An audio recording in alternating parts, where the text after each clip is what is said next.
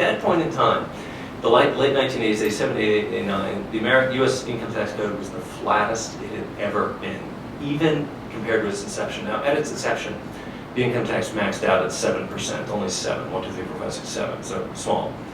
But still, it had those other rates, 1, 2, 3, 4, 5, 6, 7. So it was flattest after the Tax Reform Act of 1986. There were only finally 2 tax rates, just 15% and 28%. That was it.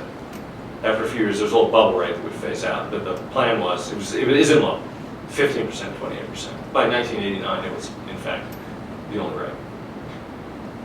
So, I just wrote about this before.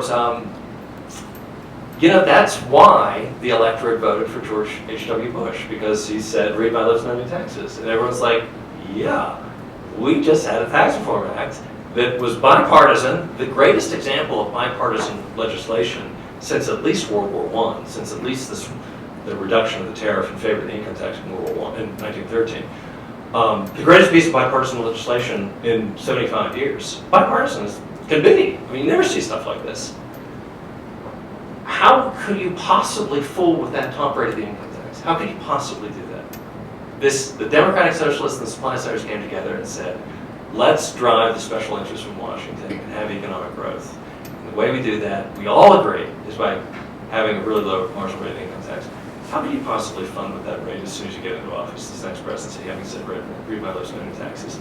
That takes, I think it just takes remarkable ignorance, but really blended with a bit of arrogance too. I mean, how do you fund with that kind of bipartisan achievement? As soon as Bush gets in, oh, okay, yeah, we got a little deficit problem, let's raise that. Let's forget about that tax reform act in 1986. Let's raise the marginal tax rate. And then, of course, he gets run from office, and the next president comes in and says, let's raise it some more.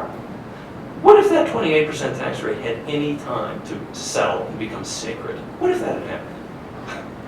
You think we would have had a great recession? Do that? You think we'd be staring at this 1.9% growth for 16 years?